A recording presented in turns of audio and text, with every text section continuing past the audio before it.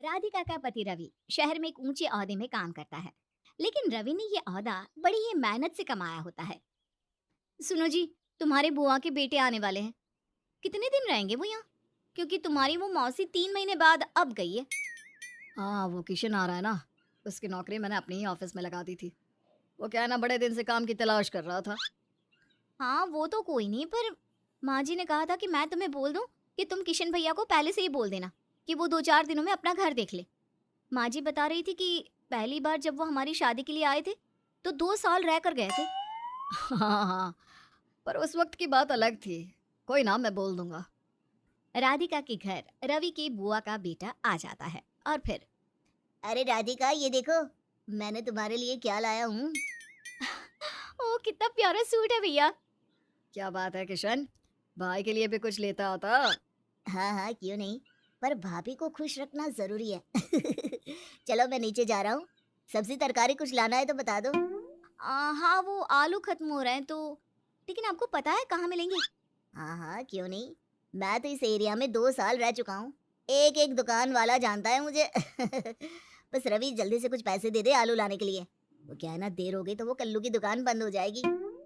राधिका को बड़ा गुस्सा आता है कि 1 किलो आलू के पैसे भी रवि से लेगा। अगले रोज, राधिका, राधिका रेडी हो गई? चलो तुम्हें ऑफिस छोड़ते हुए मैं भी चला जाऊंगा। क्या बात है, मियाँ बीवी दोनों साथ साथ। हाँ यार, महानगर की जिंदगी पता ही है ना, 2 पहिया है, दोनों मियाँ बीवी, बैठ कर निकल जाती है। राधिका जैसे तैसे निकल कर आती है। सुनो, आज तुम जाओ, मैं अकेले चली जाऊंगी। वो क्या है ना, भैया का नाश्ता भी तो बनाना है, वक्त लग जाएगा और तुमको देर ना हो जाए। ये हुई ना बात। वो क्या है ना, मैं भी बस से जाता हूँ तो बहुत परेशान हो जाता हूँ। अब रवि और मेरा ऑफिस एक ही है तो साथ ही निकल जाएंगे। हाँ, पर वो तो मैं जाती हूँ रोज, आज थोड़ा वक्त हो रहा था तो खैर। राधिका उस रोज अकेली बस के धक्के खाते हुए ऑफिस जाती है और वापसी के वक्त, राधिका वो क्या है ना, किशन मेरे साथ है, तो तुम बस से ही घर चली जाना ना। अरे, लेकिन आज मैं बहुत थक गई हूँ, तो खाना। अरे हाँ हाँ, चिंता ना करो, खाना बाहर खा लेंगे बस।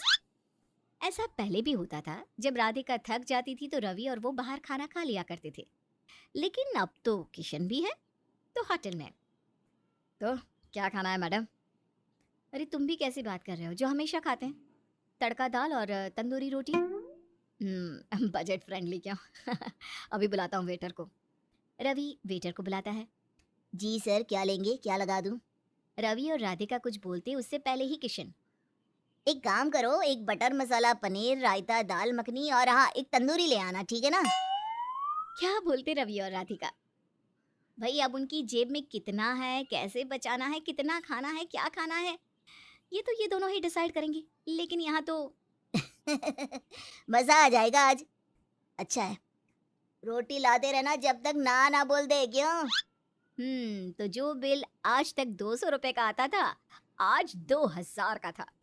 राधिका सोचती है इससे अच्छा था कि घर में खिचड़ी ही बना लेती। लेकिन अब तो गए वो दिन कि दिहाड़ी खाने में। घर में राधिका, यार ये सूट पहनकर सोने की आदत नहीं है, मैक्सी पहन नहीं सकती भैया के कारण। अरे कमरे में पहन लो ना, सुबह बदल लेना बाहर जाने से पहले। रहने दो, इतनी हिम्मत नहीं बची है, पहले ही थक चुकी हूँ। रात कुछ पहनो, सुबह कुछ पहनो। अगले रोज फिर वही हाल। किशन की डाइट रवि और राधिका को मिलाकर 2 गुनी थी। राधिका सुबह का नाश्ता बनाती, लंच बनाती, वो तो थक जाती है और फिर, राधिका चलो ऑफिस के लिए देर हो रही है। भाई राधिका जाएगी तो मैं कैसे जाऊंगा? राधिका जो खाना नाश्ता बनाकर थक चुकी थी, वो कैसे रवि के साथ जाती, मना कर देती है। अब तो ऐश से किशन जाता हर रोज और राधिका लटक लटक कर बस से जाती। लेकिन 4 दिन बाद, देखिए, आप प्लीज किशन भैया से बात कर लीजिए कि वो घर ले ले, अब मैं नहीं कर पाऊंगी। हाँ मैंने बात तो की थी, लेकिन वो कह रहा था कि सैलरी आ जाए तो वो चला जाएगा। राधिका को भी लगता है कि चलो, पैसे नहीं होंगे, तभी तो आलू तक के पैसे मांगता है। वो मान जाती है। अगले दिन राधिका की सास का फोन आता है। क्या बात है राधिका, किशन गया कि नहीं? माँ उनके पास पैसे नहीं है, तो हो सकता है। सास तो समझ रही थी कि उनके रिश्तेदार कैसे कैसे हैं, बस एक बार घर में घुसने की देर है। देख बेटा, तू ना रवि के पीछे लग जाना कि इसे दूसरा घर दिला दे, नहीं तो सालों साल ये यहीं रहेगा। राधिका को समझ में नहीं आता कि सास आखिर ऐसा क्यों बोल रही हैं। अभी कुछ ही दिन बीते थे कि अरे राधिका, वो चाचा जी का बेटा है ना सुरेश, वो भी आ रहा है। उसे भी काम की तलाश थी तो इस बार राधिका को गुस्सा आ जाता है। क्या मजाक है ये? रोज रोज कोई ना कोई शहर सेटल होने आ रहा है, लेकिन मेरी नौकरी का क्या? हमारा घर भी हम दोनों के काम से ही चल रहा है। चल रहा है नहीं, चल रहा था। देखो, सपोर्ट तो करना होगा ना, वरना कैसे चलेगा? क्या करती राधिका? बेचारी सारे लोगों का खाना बनाती, सबके कपड़े धोती, सबके बर्तन धोती और फिर ऑफिस पे जाती। कोई समझे ना समझे, लेकिन राधिका की सास भली भांति समझती कि उसकी बहू के साथ भी वही हो रहा है जो उसके पति और ससुराल वालों ने उसके साथ किया। सास अपनी ननद को फोन करती है।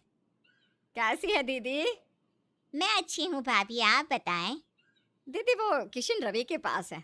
अब आप जानती है ना कि राधिका भी नौकरी वाली है।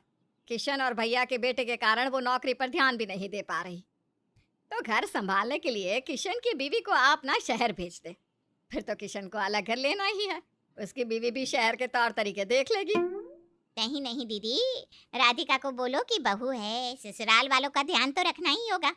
अब किशन की बीवी यानी हमारी बहू हमें देखे कि राधिका की गृहस्थी देखे हैं? सास को गुस्सा आ जाता है। ये सही है, एक तो बेटा फ्री में रह रहा है, नौकरी लगा कर दे दी, लेकिन फिर भी उसकी बहू को परेशानी झेलनी पड़ रही है। लेकिन क्या करे, जब उनका खुद का बेटा नहीं समझ रहा तो किसी से क्या उम्मीद करे। वहीं अब राधिका के ससुराल में किसी न किसी का आना जाना लगा ही रहता है। फिर एक रोज, राधिका, वो शाम को ना किशन के घर से उसकी बीवी और बच्चे आ रहे हैं, तो खाने में नॉनवेज बनाना। हाँ राधिका, वो क्या है ना, माँ बेचारी नॉनवेज खाने को नहीं देती, तो बोल रही थी कि भाभी को ही बोल देना तेरी कि चिकन बना ले। हाँ, पर आज तो मेरा व्रत है, कल देखती हूँ। हाँ, तो तुम नहीं खाना ना। बेचारी का मन भी था कि वो नॉनवेज खाए, क्या करूं मैं। रवि राधिका को आंख दिखाता है। राधिका भी क्या करती, वो भी सोच लेती है कि ये उसी के घर में रहकर तानाशाही वाला खेल नहीं चलेगा। वहीं शाम को, ओहो दीदी, कैसी हो? बड़े दिन से मन था कि शहर आऊं। वाह, कितना प्यारा घर है आपका। अब तो तुम्हारा भी शहर में प्यारा घर हो जाएगा। बच्चे का एडमिशन भी देख लो। ना ना, कहाँ दीदी, अब तो जानती है ना, मेरा मायका भी गांव के पास ही है। मैं ना हूँ शहर। बाकी ये तो यहाँ रह रहे हैं।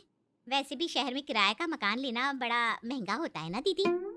राधिका हैरान कि भाई तेरा पति हमारे घर में रहेगा हमेशा के लिए, ये कब डिसाइड हुआ?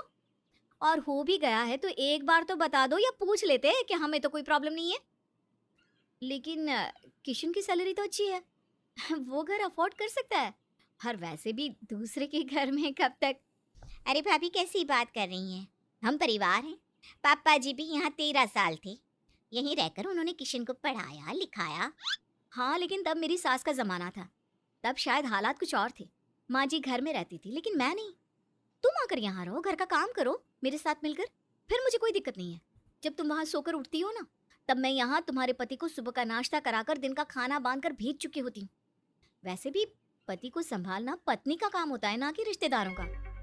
किशन सारी बात सुन रहा था। राधिका, किशन बोल रहा है कि वो चला जाएगा। मैं सब जानती हूँ। पिछली बार भी किशन भैया हमेशा ये कहते थे कि वो चले जाएंगे। बार बार हम बेशर्मों की तरह कहते थे जाने के लिए, लेकिन वो कहीं नहीं जाते थे। लेकिन अब बस, किसी बेसहारा को सहारा देना पुण्य है, लेकिन किसी ऐसे इंसान के लिए खुद को परेशान करना जिसका मकसद खुद के पैसों को बचाकर दूसरों के सहारे रहना हो, ऐसे लोगों का सहारा नहीं बनना मुझे। और नॉनवेज आज नहीं बनेगा क्योंकि आज मेरा व्रत है। मैं सोने जा रही हूँ। कल सुबह का सारा काम किशन भैया की बीवी करेगी। Good night. राधिका कमरे में आ जाती है और सास को फोन करके सारी बात बताती है।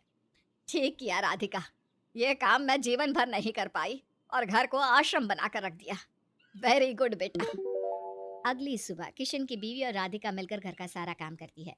राधिका ऑफिस जाती है और शाम को जब लौटती है तो मैंने ना 2 घर देख लिए हैं, इस बार शिफ्ट हो ही जाऊंगा। बिल्कुल भैया, भले ही आपको मेरी बात बुरी लगी हो, लेकिन दूर का प्यार ना हमेशा बना रहता है। आते रहिएगा। अब कोई भी रिश्तेदार आता तो कुछ दिनों के लिए, ना कि सालों साल के लिए।